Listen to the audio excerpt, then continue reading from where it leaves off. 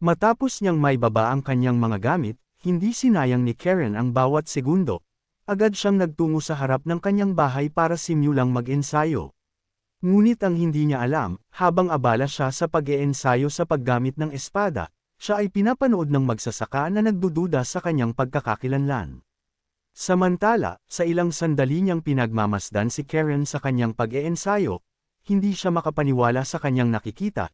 Narinig niya lamang sa ibang mga tao na walang ibang ginawa si Karen kundi mag-ensayo kaya't naging curious din siya. Ngunit ngayong nakikita na niya si Karen gamit mismo ang kanyang mga mata, naging kasing klaro ng langit ang lahat. Dahil ang tingin sa kanyang mga mata ay isang bagay na hindi madaling dumating, kaya't sigurado siya na mayroong istorya si Karen na napakabigat.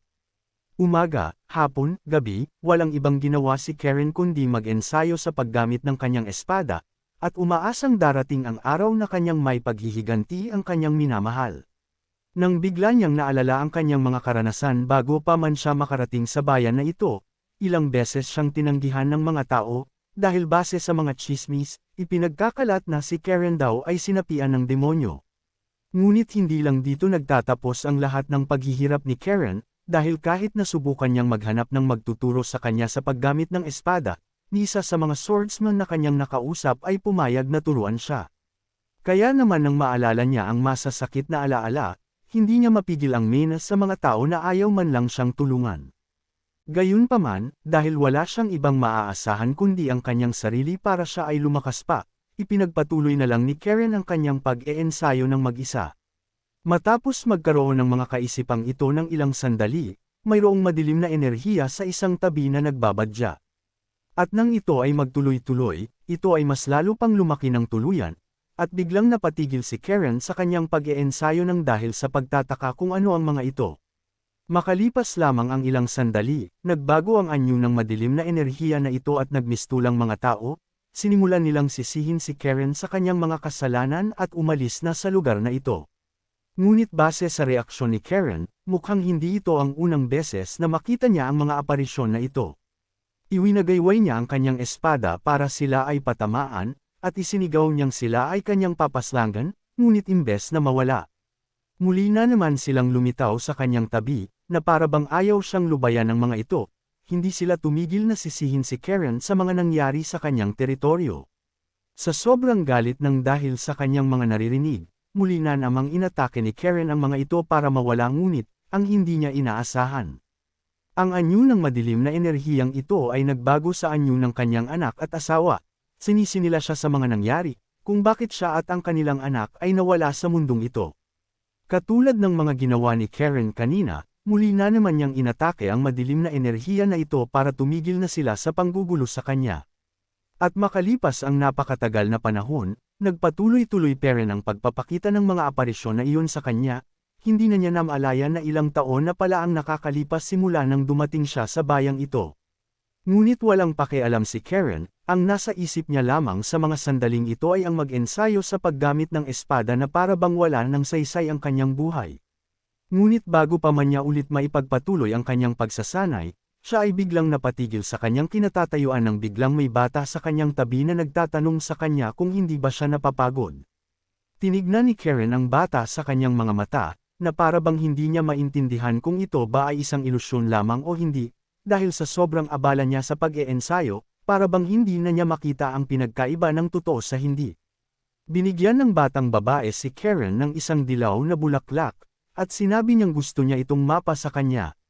Matapos iabot ang dilaw na bulaklak kay Karen, dumating naman ang ama ng maliit na bata, at sinabihan niya itong bumalik na dahil hindi siya dapat pumupunta dito. Ang pagkakakilanlan naman ng ama ng batang iyon ay walang iba kundi ang magsasaka. Pinagalitan niya ang kanyang anak, lalo na at mapanganib ang makipag-usap sa hindi nila kilala. Matapos kargahin ng magsasaka ang kanyang anak, tumingin naman siya kay Karen, ngunit nang makita niya ang kanyang ekspresyon, hindi niya akalain na darating ang araw na makikita niya si Karen na nakangiti. Matapos hawakan ng dilaw na bulaklak na ibinigay ng maliit na bata, mayroong nagliyab sa puso ni Karen. Siya ay nagtataka kung ano ang pakiramdam na ito na para bang pamilyar sa kanya. Makalipas ang ilang sandali, dumating siya sa isang konklusyon na ito ay isang pakiramdam na pamilyar sa kanya, at ito ay tinatawag na walang kondisyong debosyon. Tulad ng pagmamahal ng isang ama at ina sa kanilang anak, handa silang gawin ang lahat ng kanilang makakaya upang maging masaya ang kanilang anak. Ngunit hindi lamang iyon, pati na rin ang tapat na suporta ng kanyang mga mamamayan nang siya ay maupo sa trono para pamahalaan ang kanilang teritoryo. Ang kanyang kaibig-ibig na asawa na handang gawin ang napakahirap na desisyon, ang kanyang anak na nagsisimula pa lamang mamuhay sa mundong ito. Ang mainit-init na emosyon na kanyang nararamdaman sa mga sandaling iyon, ito ang ibig sabihin ng walang kondisyon na debosyon. Nang dahil sa mga naramdaman ni Karen sa sandaling iyon, ang galit sa kanyang puso ay nagsimulang mabawasan, siya ay napangiti, dahil matagal-tagal na rin ang panahon na nakalipas simula nang siya ay muling makakapag-ensayo sa paggamit ng espada na mayroong napaka-klarong isip. Matapos ang mga pagbabagong iyon, ginugol ni Karen ang lahat ng kanyang oras sa pag-ensayo kung paano maging mas mahusay sa paggamit ng espada na may malinaw na isipan, maraming panahon ang lumipas mula noon. Kahit na ang paligid ay naging napakalamig hanggang sa punto na hindi na ito kayang tiisin ng pangkaraniwang tao, nagpursige si Karen at hindi ito hinayaang maapektuhan siya at hadlangan siya sa kanyang layunin, at ipinagpatuloy niya ang kanyang pag-eensayo sa paggamit ng espada. At makalipas ang ilang taon, nagkaroon ng malaking pagbabago ang kanyang katawan kumpara sa dati, lumaki ito dahil sa kanyang nakuha matapos niyang mag-ensayo ng walang tigil araw-araw sa paggamit ng espada. At sa unang pagkakataon, matapos lumipas muli ang napakahabang panahon, ngayon lang na naman susubukan ni Karen na humakbang paarap, ngunit sa likod ng mga hakbang na ito, ang madilim na enerhiya ay hindi pa rin siya tinantanan. Habang naglalakad sa madilim na espasyong iyon, hindi nagpaapekto si Karen at kanyang itinuloy ang paglalakad niya. At katulad ng dati, ang mga aparisyon ay muli na namang nagpakita sa kanyang harapan, sinasabi na naman nila na siya ay may kagagawa ng lahat ng nangyaring masama sa kanya. Hindi lang isa, kundi mas lalo pang dumami ang aparisyon na nagpakita kay Karen, nang dahil dito, mas lalo pang tumindi ang kanyang mga naririnig na masasakit na salita galing sa kanila, ngunit imbes na atakihin niya sila, hindi ito ginawa ni Karen. Dahil sa sandaling ito, naiintindihan na niya ang lahat. Noong una, akala niya ang Clown Demon ang nagpadala sa mga aparisyon na ito para siya ay guluhin. Ngunit naiintindihan na niya kung bakit sila andito, at yun ay dahil sa galit, pagkamunghi at iba pang mga negatibong emosyon ni Karen na kumain sa kanya. Ngayong okay na si Karen at handa na siyang humakbang paarap para harapin ito, ang mga aparisyon na nasa kanyang harapan ay tuluyan ng nawala. Matapos mawala ng mga aparisyon na mga iyon, nagsimulang mas maging klaro pa ang isip ni Karen, at sa pagkakataong ito, nararamdaman niya na ang Clown Demon ay nasa kanyang harapan. Matapos ang matagal na preparasyon, ito na ang pinakahihintay ni Karen na paghihiganti para sa pang-aalipusta na ginawa ng Clown Demon sa kanya. Gamit ang espada at swordsmanship niyang pinaghirapan ng ilang taon para makamit, hinati niya ang espasyong napakadilim. At sa sandaling iyon, siya ay biglang lumitaw kung saan nananatili ang Clown Demon na kung saan naghahanap na naman ito ng susunod niyang mabibiktima. Matapos makita ng Clown Demon ang mukha ni Karen, agad siyang nagtaka, akala niya matagal nang namatay si Karen kaya't mas lalo niyang hindi inaasahan na makikita niya muli siya makalipas ang ilang taon. Dahil sa masama na namang binabalak ng Clown Demon, agad na kumilos si Karen para siya ay pigilan, at hindi na maulit pa para sa ibang tao ang kanyang napakapuot na naranasan niya sa kamay ng demonyong ito. Nang makita ng Clown Demon ang binabalak na pag-atake ni Karen, pinaplano niya naman itong salagin gamit ang kadiliman, ngunit ang hindi inaasahan ng Clown Demon. Ang kadiliman na kanyang inaasahan para protektahan ang kanyang katawan sa ginawang pag-atake ni Karen ay masisira ng ganun-ganun na lamang, kaya't laking gulat na lang niya nang ito ay mangyari. Sa sandaling iyon, ang daming kaisipan ang pumasok sa isipan ng Clown Demon, iniisip niya kung paano nagawa ito ni Karen at bakit hindi niya masalag ang kanyang pag-atake kahit na gumamit siya ng kadiliman. Ngunit sa sandaling ito, isa lamang ang nasa kanyang prioridad, at iyon ay ang tumakas bago pa man siya tuluyang mapuksa ni Karen, kahit na magmukha siyang kaawa-awa, iginapang niya ang katawan niyang nagtamo ng sugat para lamang makatakas. Gayunpaman, kung sa tingin niya hahayaan lang siya ni Karen na makatakas, doon siya nagkakamali. Kaya naman bago pa man makaalis ang Clown Demon, dali-dali namang sumugod si Karen para matapos na ang paghihiganting ito. Ngunit habang siya ay tumatakbo, bigla na lang siyang nakaramdam ng kirot sa kanyang puso, at siya ay napatigil sa kanyang paghabol sa Clown Demon. Siya ay napaluhod sa sahig na para bang bibigay na ang kanyang katawan, iniisip niya kung ito na ba talaga ang kakayahan ng kanyang katawan, ngunit nagsisisi siya dahil ngayon pa ito nangyari. Malapit na siyang makamit ang kanyang layunin ngunit dito pa magtatapos ang kanyang buhay nang hindi niya naipaghihiganti ang kanyang mga minamahal. Ngunit bago pa man siya tuluyang pumanaw, hindi man siya sigurado kung may pag-asa itong mangyari, buong puso siyang nagmamakaawa, na sana mayroong makamana ng kanyang kagustuhan na mapuksa ang Demon Clown. Matapos gawin ang kahilingang ito, unti-unti nang bumigay ang katawan ni Karen, at sa bandang huli, hindi niya nagawang ipaghiganti ang kanyang mga minamahal. Matapos tuluyang pumanaw ni Karen, ang grupo naman ni Irene ay nagising na sa kanilang pagkakatulog. Ipinaliwanag ni Gurugaro sa kanila na para labanan ang Clown Demon na nagpakita ilang daang taon na ang nakakalipas. Ipinagpatuloy ni Karen Winker ang kanyang pagwagayway ng espada hanggang sa huli niyang hininga, at sa buhay na ito, ang taong nakatanggap ng hangarin ng lalaking iyon ay walang iba kundi si Irene. Sa hapon na iyon, gustong mapag-isa ni Irene kaya't siya ay nagtungo sa arena para mag-isip-isip sa napakabigat niyang nalaman tungkol sa kanyang nakaraan na buhay, lalo na at napakatindi ng pinagdaanan ng lalaki sa kanyang panaginip. Bilang mabuting kaibigan, ayaw ni Brett na harapin ito ni Irene ng mag-isa, kaya't hinanap niya siya kung saan-saan para lamang makausap. Tinanong niya si Irene kung napag-isipan na ba niya kung ano ang susunod niyang gagawin simula ngayon. Sumagot naman si Irene, at sinabing hindi siya sigurado, lalo na at gulong-gulo din siya kung paano niya tatanggapin ang kanyang nalaman. Iniba ni Brett ang kanilang pinag-uusapan, sinabi niya kay Irene na mayroong mga pagkakataon na inaalala niya ang mga oras na kung saan sila ay nananatili pa lamang sa paaralan ng Cronus Swordsmanship. At sa totoo lang, noong panahon na iyon, hindi niya nagustuhan si Irene kaya't hindi din niya inaasahan na dadating sila sa puntong ito na magiging magkaibigan silang apat nila Judith at Ilya.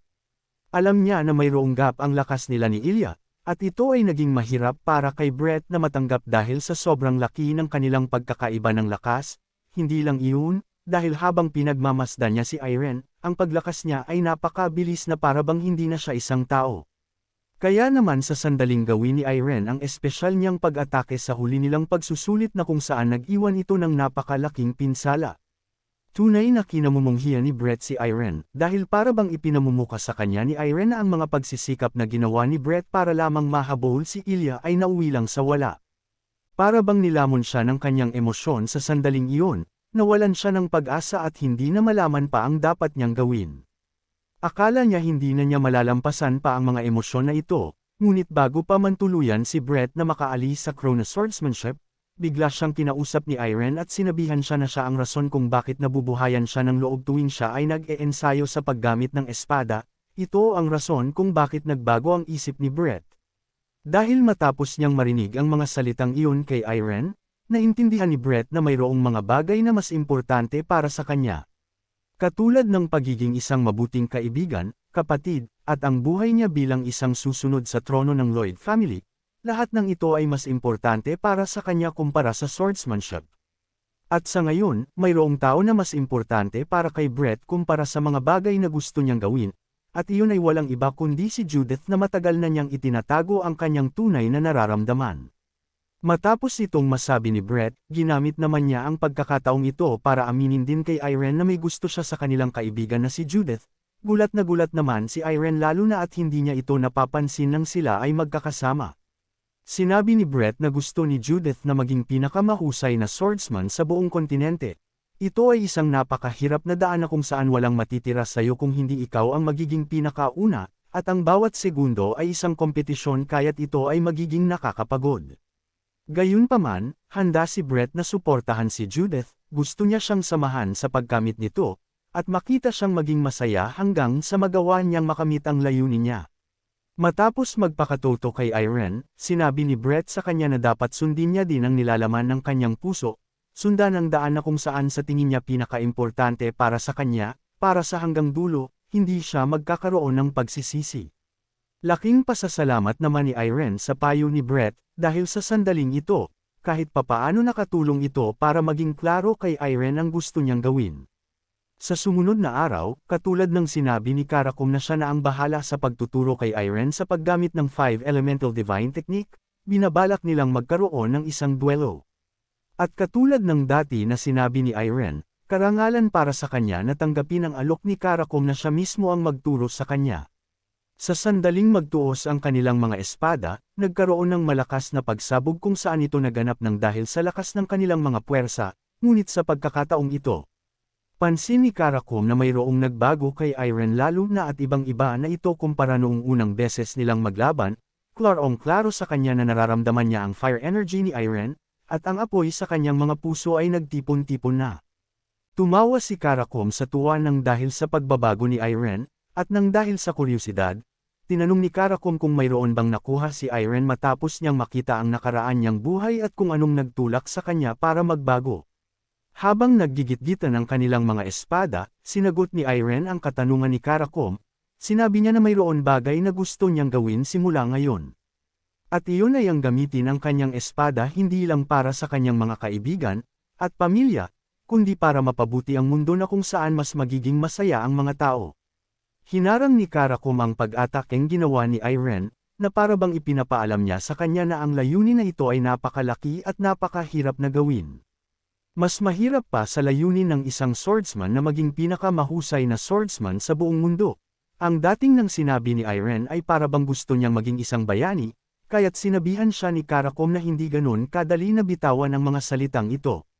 Gayunpaman, kahit na nakakahiya itong sabihin, ngunit kung ang daan na binabalak na suungin ni Irene ay ang landas ng pagiging isang bayani, handa naman si Irene na pagdaanan ito.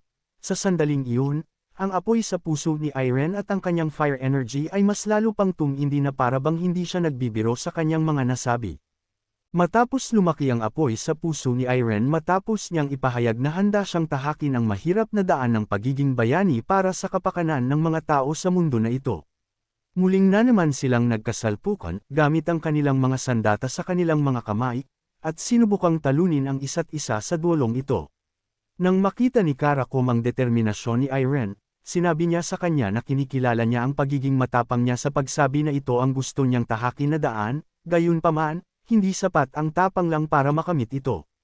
Sinabi niya na ang responsibilidad ng pagiging isang bayani ay napakalaki, at hindi pa sigurado si Karakom kung si Irene ba ang tipo ng isang tao na kaya na itong panindigan. Ngunit hindi pinakinggan ito ni Irene, at siya ay tumalon papunta sa itaas para maghanda ng kanyang pag-atake. Ngunit wala namang kwenta ito kung hindi naman niya magagawang patamaan si Karakom para makumbinsi siya na handa na siya sa kanyang magiging responsibilidad. Sa kabila ng hindi pagtama ng kanyang pag-atake, mayroon pera na mangiti si Irene sa kanyang mukha. At sinabi niya kay Karakom na ang lahat ng swordsman na kanyang nakaharap ay sinabi sa kanya na mas mabuti itong pag-usapan sa pamamagitan ng espada. Imbes na minas sa pagiging arrogant ni Irene sa sandaling iyon, si Karakom ay napangiti dahil para bang walang takot si Irene na makaharap siya kahit na isa si Karakom sa 10 pinakamalalakas na swordsman sa kontinente. Sinabi ni Irene kay Karakom na hindi lang basta-basta na napagdesisyonan niya ito ng dahil sa nakaraan niyang buhay, ito ay pangarap niya na malapit sa kanyang puso dahil sa mga karanasan niya sa kanyang buhay simula noon pa. Kahit na hindi niya nagawang makita ang memorya ng kanyang nakaraang buhay, ipinagpilitan ni Irene na darating din ang araw na pipiliin niya ang daan ng pagiging bayani, kaya't kung hindi pero naniniwala si Karakom sa kanya, handa naman si Irene na patunayan kung gaano siya kadeterminado. Sumigaw si Irene at sinabi kay Karakom na patagilan nila ang kanilang duelo at nang sa gayon, magagawa niya itong patunayan. Ikinasaya naman itong marinig ni Karakom at sinabi kay Irene na ito ang kanyang gustong marinig sa sandaling ito. Makalipas ang 4 na buwan, ipinagpatuloy ng 4 ang kanilang pag-eensayo para mas lalo pang mapalalim ang kanilang mga kaalaman sa paggamit ng 5-element divine techniques ng mga orc. Ngunit dahil nalalapit ng matapos ang pagtuturo ng elementalist na orc sa kanila, pinasalamatan niya ang grupo nila Irene sa pakikinig sa kanya at pagpupursige nitong mga nakaraang buwan, lalong-lalo na kay Brett, dahil hindi niya inaasahan na magagawa niyang matuto ng ibang elemento na malaki ang pinagkaiba sa pangunahin niyang elemento. Gayunpaman, walang pag-aalinlangan na ang pagkakaugnay niya sa water element ay ang pinaka-impresibo kumpara sa ibang mga elemento. Ang ikinabibilib pa ng elementalist na orc ay nagawa itong makamit ni Brett sa loob lamang ng napaka-ikling panahon. Sa kabilang banda naman, itinutuon pera ni Judith ang kanyang focus at enerhiya sa fire element na panguhin niyang elemento, hindi maiwasan ng elementalist na orc na mag-alala para sa kanya. Dahil kung ipagpapatuloy ni Judith na mag-focus lamang sa fire element, maaaring dumating ang araw na kung saan siya ay lalamunan nito, ngunit sinabi naman ni Judith sa kanya na huwag mag-alala. Dahil para kay Judith, mayroon siyang buong kumpiyansa sa kanyang sarili na kaya niyang labanan ang alab sa kanyang puso kahit na gaano pa man ito kalaki. At isa pa, sinabi ni Judith na walang saysay sa kanya ang pag-aaral sa ibang elemento dahil hindi din naman niya ito nararamdaman. Ang sumunod naman ay si Irene, ang nag-iisa sa kanila na nakakagamit ng metal at fire na element, parehong elemento na kung saan mayroong maayos na balanse. Gaano pa man ito kaayos, sinabi naman niya na mayroon siyang problema dahil ang enerhiyang iyon ay dumadaloy ng baligtad. Dahil sa teknik na ito, normal nang makita ang enhancing cycle, dahil kadalasan, ang kahoy ang nagpapakain sa apoy, ang apoy ang gumagawa ng lupa, at ang lupa naman ay nagiging metal. Gayunpaman, sa kaso ni Irene, kung magpapatuloy ang paglaki ng kanyang fire element, kinakailangan niya ng water energy para makontrol ito ng maayos. Ngumiti naman si Irene sa payo ng elementalist na orc at sinabing naiintindihan niya ito. At ang panghuli naman ay si Ilya, bago sila tuluyang umalis sa lugar na ito, pinayuhan siya ng elementalist na orc. Wala mang malaking pagbabago si Ilya nitong mga nakaraang buwan ngunit wala siyang dapat ipag-alala, dahil kahit papaano, dahan-dahan siyang lumalago at kailangan niya lamang ipagpatuloy ang kanyang ginagawa. Base sa mukha ni Ilya, mukhang hindi niya pero nabibitawan ang kanyang problema simula nang sila ay makarating sa Drukali. Hindi niya alam ang kanyang gustong gawin na para bang nakikisabay na lang siya sa mga ginagawa nila Irene. Samantala, pansin naman ni Irene na mukhang may pinagdadaanan si Ilya kaya't hindi niya mapigil ang mag-alala sa kanya habang siya ay kanyang pinagmamasdan sa isang tabi. Sa sumunod na araw, nag-usap-usap si Irene at Brett kung ano na ang kanilang susunod na gagawin. Ngunit makalipas ang ilang sandali, napagdesisyonan ni Irene na manatili muna sa lugar na ito. Intindi naman ni Brett kung anong rason ni Irene, at yun ay dahil kay Ilya. Sinabi naman ni Irene na parte na rin ito ng kanyang rason ngunit ang totoo, wala pa siyang balak na bumalik na sa paaralan ng Cronus Swordsmanship sa ngayon. Dahil bago bumalik doon, mayroong pang binabalak si Irene na makita. Sa kabilang banda naman, katulad ng napagplanuhan ni Brett at Judith dati bago pa man sila magsimula sa kanilang paglalakbay, oras na para sila ay bumalik sa paaralan ng Cronus Swordsmanship. Nasasayangan naman si Irene dahil muli na naman silang magkakahiwalay na magkakaibigan, pero sinabi naman ni Brett sa kanya na pansamantala lamang ito, at magkikita-kita silang muli. Matapos tignan ng kalangitan, malapit nang dumilim kaya't nagpaalam si Irene na babalik na siya sa kanyang silid para magpahinga. Sinabi naman ni Brett na mamaya pa siya aalis at hihintayin niya pa si Judith na matapos sa kanyang pag-eensayo. Samantala, buong focus namang nag-eensayo si Judith sa arena, dahil matapos niyang makita ang nakaraang buhay ni Irene, tila ba mayroon siyang naramdaman sa mga memoryang iyon. Ang lalaki sa nakaraang buhay ni Irene ay may napakatyaga, isang lakas na kung saan, ito ay kanyang nakamit sa pamamagitan ng paglaan ng kanyang buhay sa pagsusumikap na mas lalo pang lumakas para sa kanyang paghihiganti. Habang iniisip ni Judith ang mga posibilidad na mangyari kung magagawa niyang magpursigi kahit kalahati lamang ng pagsusumikap ng lalaking iyon, mas lalo pang tumindi ang kanyang fire element na para bang nagliliyab na ang kanyang mga kamay. At nang siguraduhin niya na may kakayahan siyang makamit ito, sa pamamagitan ng pagtuon ng kanyang buong pansin at buong makakaya, nagsimulang balutin ng apoy ang kanyang mga pag-atake. Dahil wala din namang ginagawa si Brett at hinihintay niya lamang na matapos si Judith, inanyayahan naman niya na magkaroon sila ng duelo, lalo na at matagal na ang nakakalipas simula ng huli nilang laban. Nang sa gayon, makikita nila ang resulta ng kanilang mga pagsusumikap nitong mga nakaraang buwan. Ngunit nang magsimula ang kanilang laban, sa sandaling magtuos ang kanilang mga sandata, nagkaroon ng mga kislap na napakainit ang espada ni Judith. Matapos tanggapin ang pag-atakeng iyon galing kay Judith, hindi mapiglang mamangha ni Brett sa kanya, dahil para bang ibang tao na si Judith kumpara noon. Pareho silang nagpakawalan ng mga napakabangis na pag-atake sa isa't isa, ang fire element laban sa water element ni Brett. Gayunpaman, sinabi ni Judith na nagkamali ng oras si Brett sa paghamon sa kanya. Dahil sa mga oras na ito, ang apoy sa puso ni Judith ay napakalakas ang pagliyab na para bang hindi maaapulan ng water element ni Brett ng ganun lang kadali. Totoo naman ang sinabi ni Judith, dahil sa ilang sandali ng kanilang laban, pansin ni Brett na nahihirapan siyang makipagsabayan kay Judith, na parabang nilalamon ng apoy ni Judith ang kanyang water element ng napakadali. Dahil sa sobrang hype ni Judith, ang kanyang mga pag-atake ay mas lalo pang nagliyab. At sa sandaling pakawalan niya ang pag-atakeng ito patungo kay Brett, wala nang nagawa pa si Brett kundi bitawan ang kanyang espada nang dahil sa sobrang init ng mga pag-atake ni Judith sa kanya. Nang makita ni Judith ang tinamo ni Brett nang dahil sa pinakawalan niyang pag-atake, dali-dali siyang pumunta kay Brett nang dahil sa pag-alala na baka sumusobra na siya sa kanyang ginawa. Sinubukan ni Judith na humingi ng tawad sa kanyang nagawa, lalo na at hindi naman niya ito sinasadya, at hindi niya inaasahan na ito ang mangyayari. Ngunit habang nagsasalita si Judith para humingi ng tawad, parabang ang atensyon ni Brett ay nasa ibang bagay nang siya ay tumingin para tignan ang mukha ni Judith.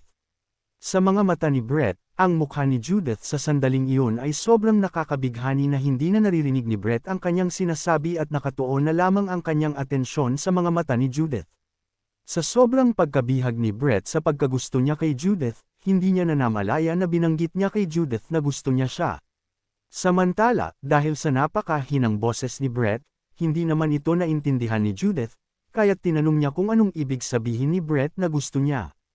Ngunit sa sandaling iyon, muli na namang inulit ni Brett ang kanyang sinabi, ngunit sa pagkakataong ito, nilakasan niya ang kanyang boses para marinig ni Judith ang totoong nilalaman ng kanyang puso na gusto niya siya. Nang marinig ito ni Judith, hindi niya malaman ang kanyang gagawin sa sandaling iyon, ngunit ang kanyang mukha ay nagsimulang mamula katulad ng kanyang buhok. Ngunit imbes na pagmamahal ang matanggap ni Brett pabalik, ang natanggap niya ay ang kamao ni Judith sa kanyang mukha. Habang sinusubukang kumalma ni Judith nang dahil sa kanyang narinig, sinabihan niya si Brett na huwag magbibiro ng ganito dahil pasalamat siya at hindi niya binalot ng apoy ang kanyang kamao. Sumagot naman si Brett at sinabi niyang walang halong biro ang kanyang mga sinabi, dahil pagdating sa mga ganitong bagay, sinabi ni Brett na hinding-hindi siya magbibiro. Ngunit todo tanggi pa rin si Judith, hindi siya naniniwala sa sinasabi ni Brett kaya't tinanong niya siya kung anong mga bagay ang kanyang nagustuhan sa kanya. At sa dami-dami ng mga tao na kanyang magugustuhan, bakit siya ang napili ni Brett? Napakamot na lang si Brett ng ulo niya, dahil nahihiya siyang aminin sa harap ni Judith ang mga rason kung bakit niya siya nagustuhan. Ngunit para maniwala si Judith na hindi talaga siya nagbibiro, inamin ni Brett na nagustuhan niya ang ngiti ni Judith dahil napaka-cute nito.